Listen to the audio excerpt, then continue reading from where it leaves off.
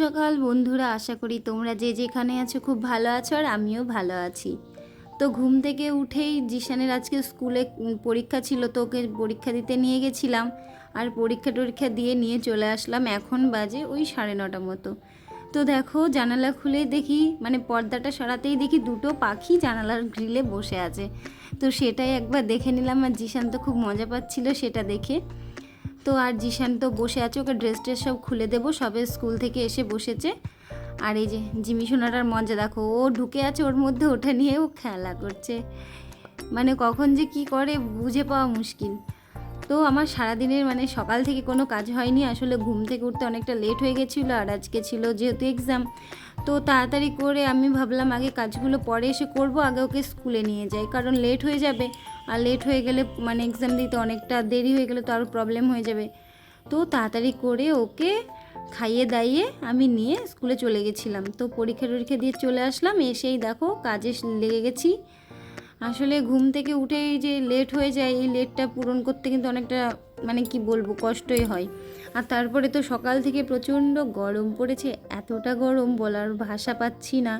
কারণ সব জায়গাতেই এখন গরমকাল, সব জায়গাতেই গরম পড়ছে, গরম তো সবারই লাগছে, তো কম বেশি ব্যাস এইটুকুই। তো আমার মনে হচ্ছে যেন আমাদের এখানটা একটু বেশিই গরম। তো ওই যে কাজ শুরু করে দিয়েছি, আর ঘর বারান্দা সব ঝাড়টা দিয়ে নিলাম। নিয়েই কিন্তু আমি এখন জলও ছিটিয়ে নেব। আর বাইরে কালকের কিছু জামা কাপড় ছিল, তো সেগুলো মেলে দিয়েছি। আর দেখো কি পরিমাণে হাওয়া দিচ্ছে, যতই ঝাড় দিই ধুলোগুলো সব উড়ে উড়ে আবার চলে আসছে। তো এরকমভাবেই রোজ দিন ঝাড়টা দিতে হয়, কারণ কিছু করার নেই, ধুলো উড়ে আসলেও আবার আমাকে ডবল করে ঝাড় দিতেই হবে। তো আমি ওই পাশটাও একটু ঝাড়টা দিয়ে নিলাম, কারণ ওই ছাদের ওই পাশটাতে আমি তো ফোন নিয়ে যেতে পারিনি, তার জন্য একটু আমি নিজে করে একটু ঝাড়টা দিয়ে চলে আসলাম। তো চলো, এদিকে ছেলেও ঘরের মধ্যে শুয়ে আছে, মানে ও সকাল সকাল ঘুম থেকে উঠে গেছে, তো ওর ঘুম পাচ্ছিল। তো আমি ভাবলাম ঠিক আছে তুই শুয়ে থাক, আমি এখন মানে টাজগুলো কমপ্লিট করে নিই, তারপরে ওকে খাইয়ে দেবো। তো চলো, এদিকে ঝাড়টা দিয়ে এখন টলও ছিটিয়ে নেব। আসলে এই সকালের এই ডিউটিটা পালন করতেই হয়, কারণ বাসি ঘর বারান্দা তো রাখতে নেই। তো আমি কিছু করার নেই, সকালে যেহেতু স্কুল আর আমি অত সকালে উঠতে পারি না, তার জন্য আমি কোনো কিছু না করেই কিন্তু চলে গেছিলাম। তো কোনো ব্যাপার নেই, এখন সব কাজগুলো আমি আস্তে আস্তে কমপ্লিট করে নেব। আর নিজের সংসারের কাজ তো নিজেকেই করতে হবে, তাই আগে পিছে ভেবে কোনো লাভ নেই।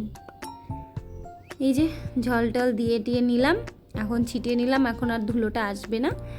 আর গাছগুলোতেও জল দিয়ে নিলাম। তো এখন হচ্ছে ঘর মোছার পালা। তো ঘরটাও এইদিকে আমি মুছে নিচ্ছি। আর ওই ঘরটাও কিন্তু আমার মোছা হয়ে গেছে, যেহেতু ওরা শুয়ে আছে সেজন্য আমি কিন্তু আর ওই ঘরে গেলাম না।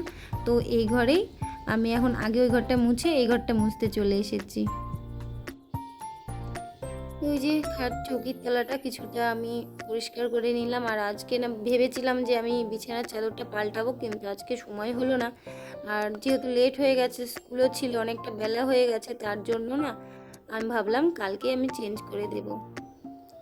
তো ঝাড় ঘর মুছতে মনে পড়লো যে বেসিনটাকেও না একটু পরিষ্কার করে নিই। আসলে বেসিনটা তো প্রায় দিনই নোংরা হয়েই থাকে, আর আমি পরিষ্কার করলেও কিন্তু দেখবে সাদা বেসিনটা দরকারটা বেশি হয়, মানে এই বেসিনটাই কাজকর্মটা একটু বেশি হয়, যেহেতু রান্নার ঘরে তো একটা বেসিন আছে, ওটা রান্নার কাজই হয়।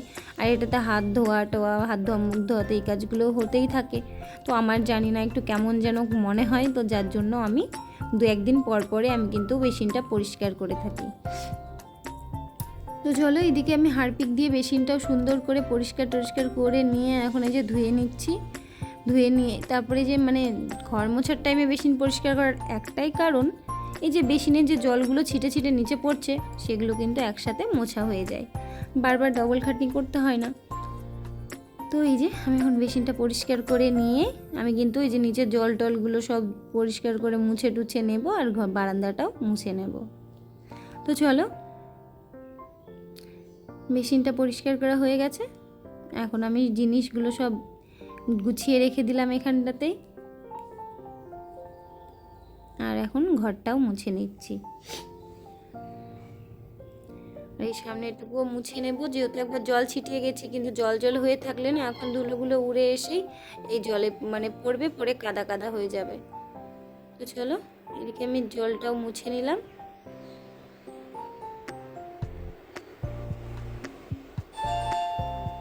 তো মুছে নিয়ে আমি এখন এই সামনেটুকু মুছে টুছে নেব। তো চলো, আর এত পরিমাণে গরম, মানে সত্যি বলছি ভালো লাগছে না। সকালে উঠেও কাজ করছি, তারপরেও ভালো লাগছে না, যেহেতু একটু বেলা হয়ে গেছে। তো চলো, এই যে দেখো গাছে অনেকগুলো ফুল ফুটেছে, আর ওই পাশের গাছেও কিন্তু অনেক ফুল ফুটে গেছে। তো ওই যে আমার বাসনও মাজা হয়ে গেছে, আর রান্নাঘরটাও পরিষ্কার করা হয়ে গেছে। তো চলো, আর এই যে এই টেবিলটাও গুছিয়ে রেখে দিয়েছি। আর এখন বাইরের দিকটাও দেখো কতটা রোদ হয়েছে, আর এই যে জামা কাপড়গুলো মেলে দিয়েছি। তো চলো, আমি ভাবছি যে সব গাছে যখন জল দিয়েছি, যে এই পাশের ঘরে যে কটা গাছ আছে, মানে এই গাছগুলো তো জানলার গ্রিলের কাছে থাকে, তো এই গাছগুলোতেও একটু জল দিয়ে দিই, কারণ এগুলোতেও রোদ লাগে আর অনেকটা জল টানে, যার জন্য কিন্তু সব শুকিয়ে যায়। তো এই যে এই দিকটাতেও আমি জলটা দিয়ে দিলাম। আর এই যে দেখো এই বিছানাটা এরকমই থাকে, মানে সবসময় এরকমই থাকে, কোনো কেউ তো ঘুমায় না, তো এরকম। তো চলো, এই গাছটাতেও জল দিয়ে দিলাম। আর জল টল দিয়েই এখন চা করে নেব। সকালে সমস্ত কাজ টাজ করে ফ্রেশ ট্রেশ হয়ে নিয়েছি, এখন ধরো এখন চাটা করব, করে টোরে যে রান্নাবান্না তো সবই আছে, তো সেগুলো তো করতে হবে। তো চাটা করে নিয়েছি, আর চলো এখন দুজনের জন্যই চাটা ছেঁকে নিই। তো দুজনের জন্য চাটা নিয়ে নিয়েছি, আর সকালে চাটা খাওয়া কমপ্লিট করেই সকালের খাবারটাও বানাতে লেগে গেছি। তো ছেলে বললো আজকে পরোটা খাবে, তো তার জন্য এদিকে তরকারিটা বসিয়ে দিয়েছি, আর পরোটার জন্য ময়দা মেখে নিয়ে এখন পরোটা করা শুরু করে দেব। তো চলো, পরোটা করা শুরু করে দিয়েছি, আর একটা একটা করে আমি সমস্ত পরোটাও করে নেব। আর তার সঙ্গে খাওয়া দাওয়াটাও কিন্তু সকালে সেরে নিতে হবে, কারণ একটু বেলা হয়ে গেছে, আর খিদেটাও প্রচণ্ড লেগেছে, আর ছেলে তো খিদে লেগেছে বলে কিন্তু ঘুমিয়েই গেছে। তো এদিকে রান্নাটাও করে নিলাম, রান্না টান্না করে ব্যাস এখন খাওয়ার পালা। তো এখন আমি আর আমার ছেলে দুজনে মিলে একটা থালাতে নিয়ে নিচ্ছি দুজনের জন্য, আর খাবারটাও এখন আমরা দুজনেই কিন্তু খেয়ে নেব। ওকে ডেকে তুলবো, তুলে খাইয়ে দেব। তো চলো, তরকারিটাও নিয়ে নিয়েছি, নিয়ে এখন ওকে ডেকে তুলে তারপরে খাওয়াবো, না হলে ওরও খুব খিদে পেয়েছিল। মানে স্কুল থেকে এসে আগে তো কাজ সেরে তবে তো আমাকে রান্না করতে হবে। তো চলো, খাওয়া দাওয়াটাও সেরে নিই। আর তারপরে এই যে বিছানাটাও গুছিয়ে টুছিয়ে পরিষ্কার করে নিয়েছি, আর ও উঠে গেছে। আর এই যে জিমি দেখো নিচে শুয়ে আছে। তারপরে আমি দুপুরে রান্নাও কিন্তু শুরু করে দিয়েছি। এদিকে ডাল করেছি, আর পটল ভাজা করেছি, ভাতটাও হয়ে গেছে, বলতে পারো প্রায় সবই হয়ে গেছে। কারণ প্রচণ্ড গরম, যেটা আমি ক্যামেরা ধরে কিন্তু আমি রান্না করতে পারছিলাম না, রান্নার ওখানে দাঁড়াতেই পারছি না, মুখটুক পুরো গরম হয়ে তেতে যাচ্ছে। তো এদিকে চাটনিটা করব, আর ওই তরকারিটা করব, ব্যাস তাহলেই কিন্তু হয়ে যাবে। আর কিছু বাসন আছে, সেগুলো মেজে ধুয়ে নেব, তাহলে কিন্তু হয়ে যাবে। তো চলো, যত তাড়াতাড়ি পারি তত তাড়াতাড়ি কমপ্লিট করে নিই। আর বাইরে দেখো কতটা রোদ, রোদের খুব তাপ। তো এই রান্নাও হয়ে গেছে, আর ওকে কিন্তু আমি খেতেও দিয়ে দিয়েছিলাম। তো চলো, এই যে রান্নাঘরটা পরিষ্কার করে মুছে নিয়েছি, আর ওকে এদিকে আমি খেতে দিয়ে দিয়েছি। যেহেতু আমি এখন স্নান টান করে পুজো করব, আমার একটু লেট হবে, তো ওকে বললাম তুমি খেয়ে নাও, তারপরে আমি কিন্তু পুজো করতে যাব। তো তারপরে ওকে খাবার টাবার দিয়ে আমি স্নান টান করে এদিকে আমি পুজোয় বসে গেছি। তো আজ হচ্ছে শনিবার, যার জন্য আমার পুজো করতে অনেকটা টাইম লাগবে। তো এই যে এদিকে সমস্ত কিছু ঠাকুর পরিষ্কার থেকে সব পরিষ্কার করে গুছিয়ে আলপনা দিয়ে আমি কিন্তু পুজোয় বসে গেছি। তো চলো, পুজোটাও আমি সেরে নিই।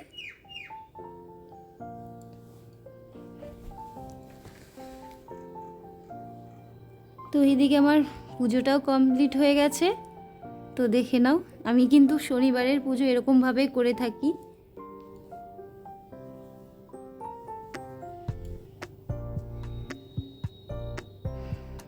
তো এই যে পুজো টুজো কমপ্লিট করে দিয়েছে, আর আজকে অনেক ফুল ছিল, যার জন্য কিন্তু সিংহাসনটা খুব সুন্দর লাগছিল। আর তারপরে পুজো টুজো সেরে খাওয়া দাওয়া কমপ্লিট করে এই যে দাঁড়িয়ে আছি। তো চলো এখন একটু বাইরে যাওয়া যাক। আর বাইরে চলে এসেছি, এসে কিন্তু ঘুরে বেড়াচ্ছি। আর এতটা গরম, ভেজা চুলা কিন্তু আমি ওপরে তুলে রেখে দিয়েছি আর এখন ঘুরে বেড়াচ্ছি। এখন একটু রোদ কমেছে, কেমন মেঘলা মেঘলা হয়ে আছে, জানি না বৃষ্টি হবে কি না। তো চলো এখন একটু ঘোরা যাক। আর তারপরে এই যে জিমিটাও চলে এসেছে। আর জিমি এসেই এদিকে দুষ্টুমি শুরু করে দিয়েছে, মানে ঘরে চিৎকার করছিল, ওকে বাইরে রেখে দিয়ে গেল।